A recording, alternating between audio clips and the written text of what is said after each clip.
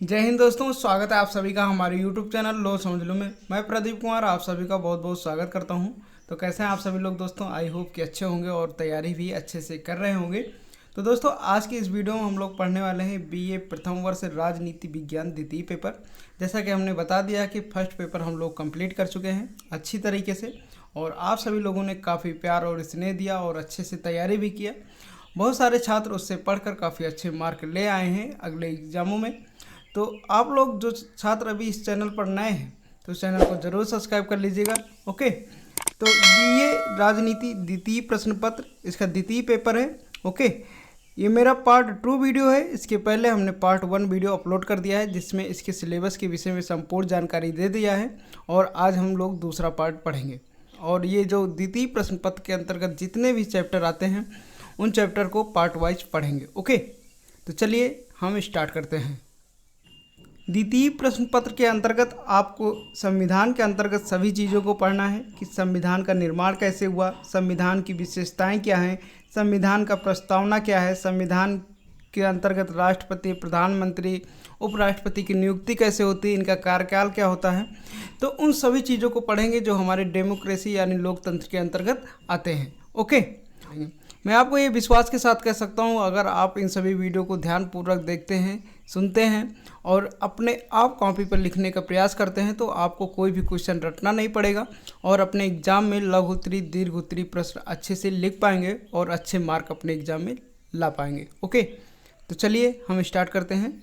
भारतीय संविधान के विषय में हम लोग जो चीज़ें पढ़ेंगे, जैसे संविधान का निर्माण, भारतीय संविधान की विशेषताएं, संवैधानिक उपचारों का अधिकार, मूल कर्तव्य, संसद, राज्यसभा, लोकसभा, राष्ट्रपति, उपराष्ट्रपति, प्रधानमंत्री, राज्यपाल, मुख्यमंत्री, इन सभी चीज़ों को पढ़ने से पहले आप लोगों को ये जान लेना परम आवश्यक है इसके इतिहास के विषय में।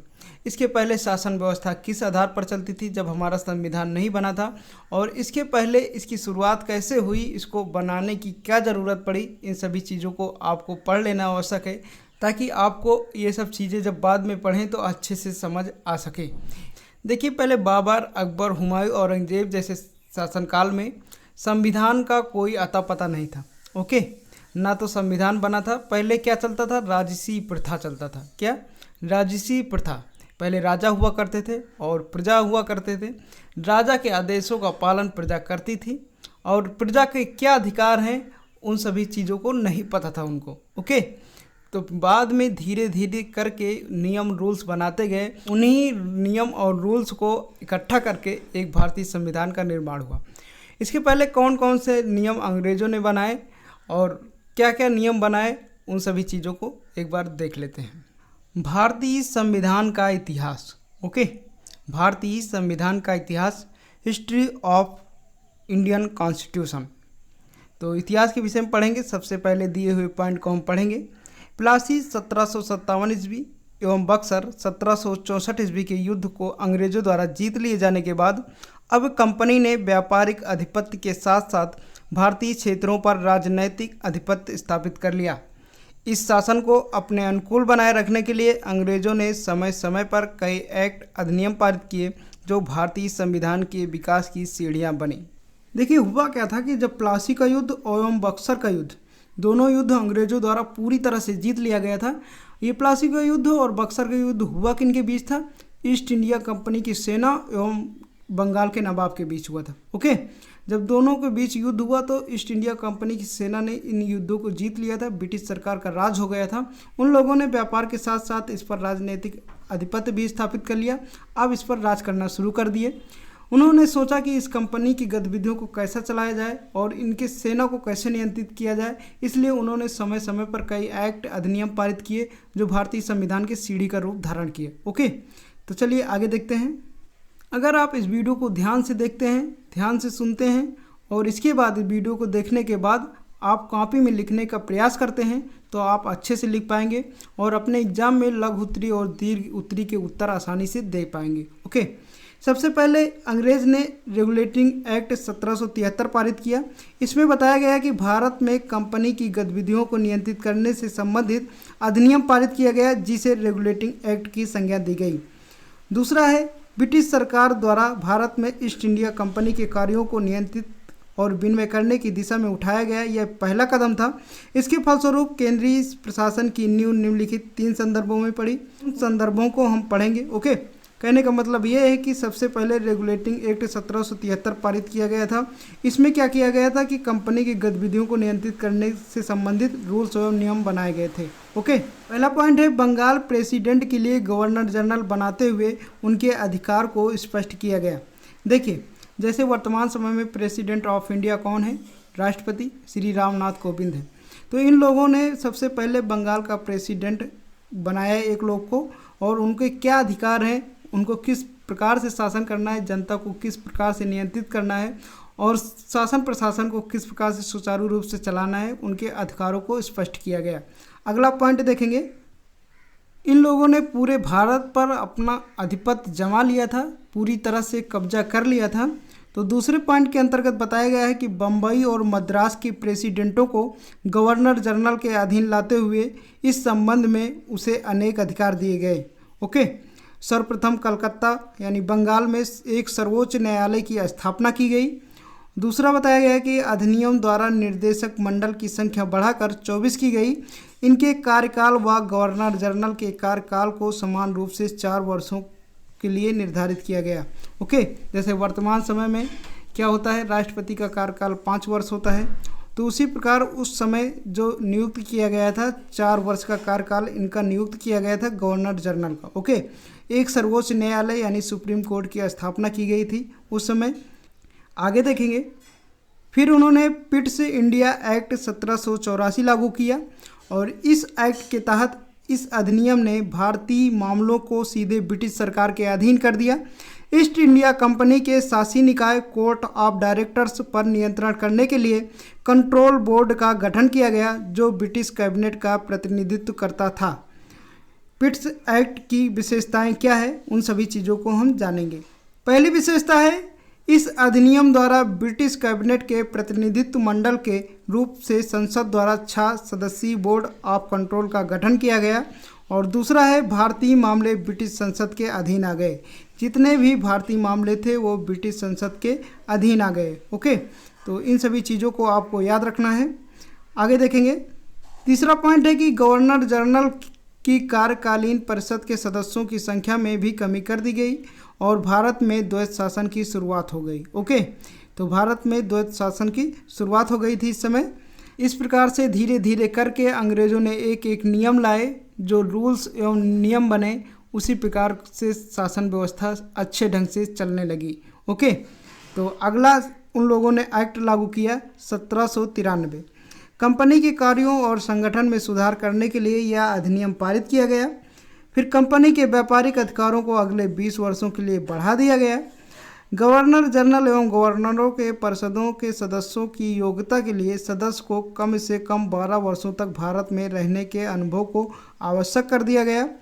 आगे देखेंगे, इस अधिनियम के द्वारा कंट्रोल बोर्ड के सदस्यों तथा कर्मचारियों के वेतन आदि को भारतीय राजस्व में देने की व्यवस्था की गई। इस अधिनियम के तहत शासकों के व्यक्तिगत नियमों की जगह ब्रिटिश भारतीय क्षेत्र में लिखित विधि विधान द्वारा प्रशासन की आधारशिला रखी गई। तो इस समय तक शासन प्रशासन सब बन गए थे, सैनिक सब बन गए थे, उनको कहाँ से वेतन देना है, क्या करना है, ये सब चीज़ें बनाई गई थी। ओके, आगे देखेंगे, उसके बाद ये लोग लागू करते हैं चार्टर एक्ट 1813। ये था, इस अधिनियम के अंतर्गत निम्नलिखित प्रावधान किए गए थे। कौन कौन से प्रावधान किए गए थे, उन सभी चीज़ों को जानेंगे। पहला था कि कंपनी के अधिकार का पत्र को 20 वर्षों के लिए बढ़ा दिया गया है। दूसरा है, कंट्रोल बोर्ड की अधीक्षण तथा निर्देशन की शक्ति को स्पष्ट करते हुए उसका विस्तार किया गया। और तीसरा है, ईसाई मिशनरियों को भारत में धर्म प्रसार की आज्ञा दी गई। इस अधिनियम के अंतर्गत ब्रिटिश पूंजीपतियों को भी भारत में व्यापार करने का अधिकार दिया गया। ओके, तो जो ब्रिटिश के पूंजीपति थे उनको भी भारत में व्यापार करने का अधिकार दिया गया। आगे देखेंगे, आगे ये लोग कंपनी के भारत के साथ व्यापार करने के अधिकार को छीन लिया। ये लोग हमेशा छीना झपटी करते ही रहते थे भारत के लोगों से। ओके, भारत को कमज़ोर बना दिया था इन लोगों ने, तो छीन लिया।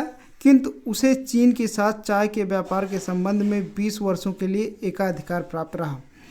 गवर्नर जनरल को भारतीयों की शिक्षा पर प्रत्येक वर्ष 1 लाख रुपए की धनराशि के व्यय का प्रावधान रखा गया। चर्च की स्थापना करने, जमीन खरीदने व बसने के अधिकार को भी मान्यता प्राप्त हुई।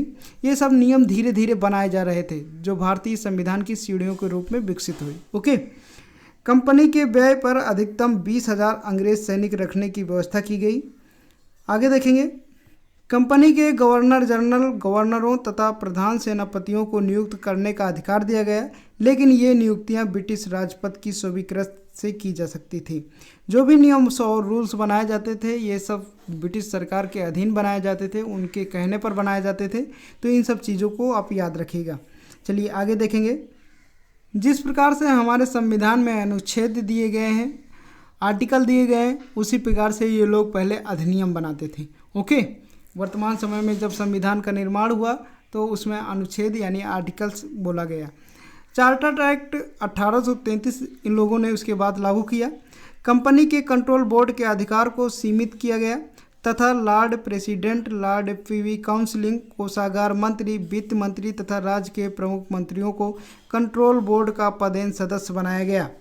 भारत में दास प्रथा को गैरकानूनी बनाया गया, गैरकानूनी घोषित किया गया। आगे देखेंगे, कंपनी के व्यापारिक अधिकार पूर्णतः समाप्त कर दिए गए। अब कंपनी का कार्य ब्रिटिश सरकार की ओर से मात्र भारत का शासन करना रह गया। अब ये लोग भारत पे पूरी तरह से शासन करने लगे थे। अगला पॉइंट कह रहा है कि बंगाल का गवर्नर जनरल भारत के गवर्नर जनरल के रूप में माना जाता था। ओके, जो बंगाल का गवर्नर जनरल हुआ करता था, पहले भारत और बंगाल विभाजित नहीं था। जो बंगाल का गवर्नर जनरल हुआ करता था वो भारत का गवर्नर जनरल माना जाता था। ओके, अब ये लोग लागू करते हैं चार्टर एक्ट 1853।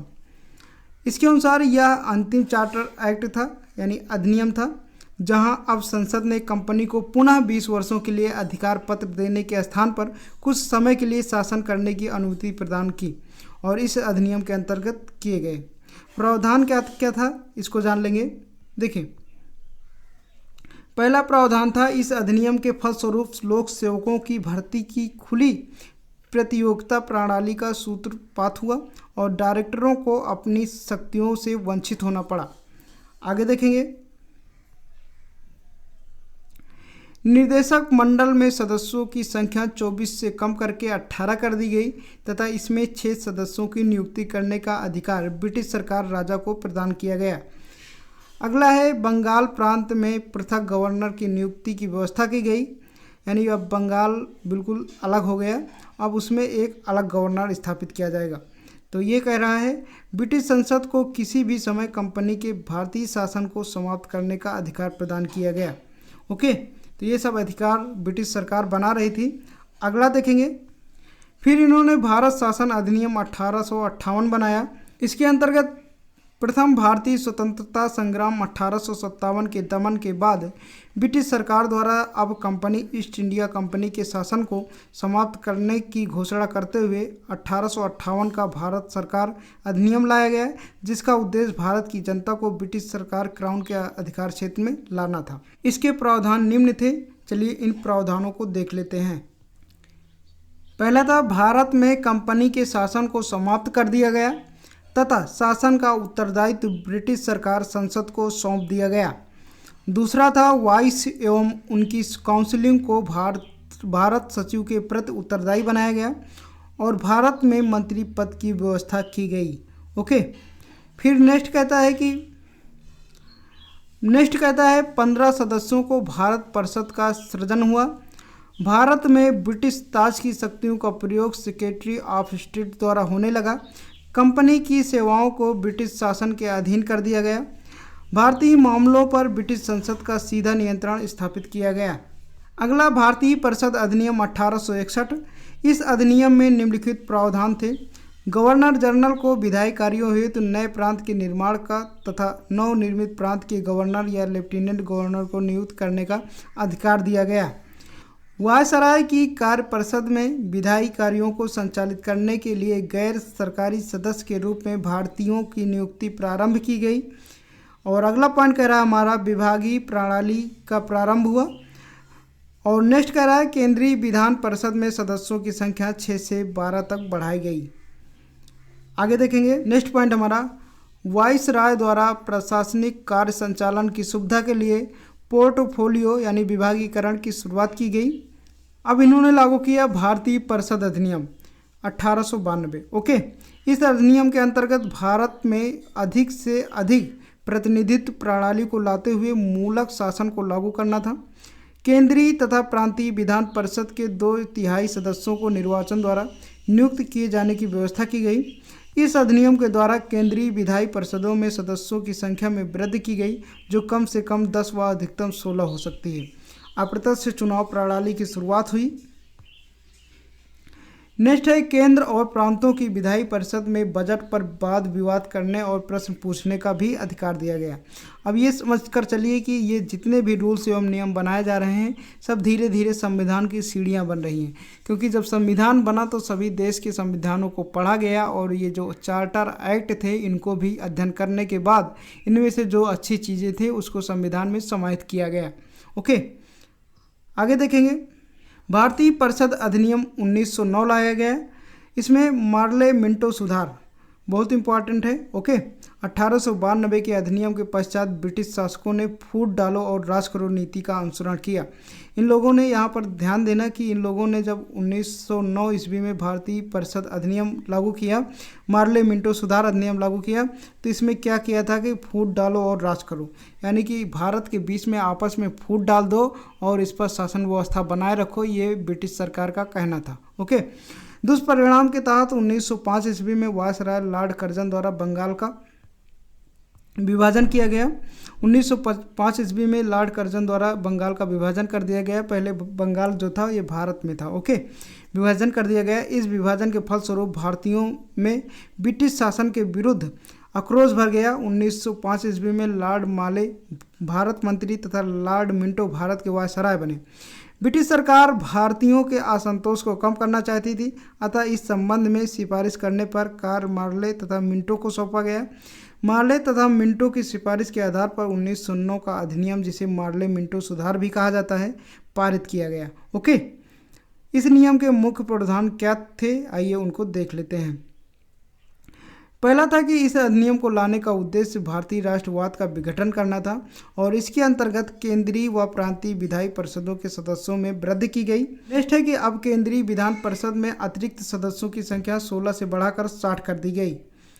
अगला पॉइंट है वहीं प्रांतीय विधान परिषदों की संख्या में भी वृद्धि की गई।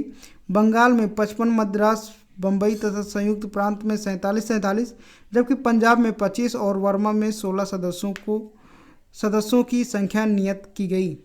इन सदस्यों को बजट पर व्यापक बहस करने का अधिकार प्रदान किया गया। ओके, कि जो बजट पास किया जाता है उसको कम किया जा सके या ज़्यादा किया जा सके, ये इसमें अधिकार प्रदान किया गया इन सदस्यों को। ओके, आगे देखेंगे। नेक्स्ट है पहली बार मुस्लिम समुदाय के लिए पृथक प्रतिनिधित्व का प्रतिबंध किया गया। ओके, फिर उसके बाद इन्होंने लागू किया भारतीय शासन अधिनियम 1919। ओके, ये है मोंटेग्यू चेम्सफोर्ड प्रतिवेदन। प्रथम विश्व युद्ध के पश्चात मोंटेग्यू और चेम्सफोर्ड ने एक संयुक्त रिपोर्ट प्रस्तुत की, जिसके आधार पर 1919 का भारत सरकार अधिनियम पारित किया गया, जिसका उद्देश्य भारतीयों को अनौपचारिक स्वराज प्रदान करना था। इस अधिनियम की प्रमुख विशेषताएं निम्नलिखित थी। चलिए हम इनको विशेषताएं पढ़ लेते हैं। देखिए, इसमें क्या था कि महिलाओं को भी मतदान करने का अधिकार दिया गया। पहले क्या था कि महिलाएं मतदान नहीं करती थी, यानी वोट नहीं देती थी, तो फिर इस नियम के तहत महिलाओं को मतदान करने का अधिकार प्राप्त किया गया। सांप्रदायिक प्रतिनिधित्व को मुसलमानों के साथ साथ सिखों, एलो इंडियन एवं यूरोपियन के लिए बढ़ाया गया। इस अधिनियम द्वारा भारत के प्रांतों में विधान परिषदों का गठन किया गया। प्रांतीय अधिकारिता के विषयों को 2 भागों में विभाजित कर द्वैध शासन का प्रारंभ किया गया। ये विषय थे आरक्षित विषय तथा हस्तांतरित विषय। ओके, नेक्स्ट पॉइंट है एक लोक सेवा आयोग के गठन करने, महालेखा परीक्षक की स्थापना ब्रिटिश सम्राट द्वारा करने, भारतीय उच्चायुक्त का वेतन इंग्लैंड के राजस्व से देने का प्रचलन किया गया। भारतीय शासन अधिनियम 1935 लागू होता है। देखिए, 1935 के अधिनियम से संविधान में हमारे बहुत सारी चीज़ें ली गई हैं, जिनको हम बारी बारी से पढ़ते हैं। फिर इन्होंने भारतीय शासन अधिनियम 1935 लागू किया। इस अधिनियम द्वारा अखिल भारतीय संघ का प्रस्ताव किया गया। यह संघ 11 ब्रिटिश प्रांतों, 6 चीफ कमिश्नर के क्षेत्रों और 29 रियासतों से मिलकर बनना था जो स्वेच्छा से संघ में सम्मिलित हों। ओके, पॉइंट है संघ तथा केंद्र के बीच शक्तियों का विभाजन किया गया। आगे देखेंगे, अगला पॉइंट है इस अधिनियम के अंतर्गत केंद्र में द्वैध शासन की स्थापना हुई। नेक्स्ट पॉइंट है भारतीय परिषद को समाप्त करते हुए भारत सचिव की सहायता के लिए एक परामर्शदाता मंडल लाया गया। इसके द्वारा वर्मा को भारत से अलग कर दिया गया, अदन को इंग्लैंड के औपनिवेशिक कार्यालय के अधीन कर दिया गया और बरार को मध्य प्रांत में शामिल कर लिया गया। नेक्स्ट पॉइंट है प्रांतीय शासन के अध्यक्ष के रूप में राज्यपाल की नियुक्ति की गई। प्रांतों में द्वैध शासन को समाप्त करते हुए स्वशासन स्थापित किया गया।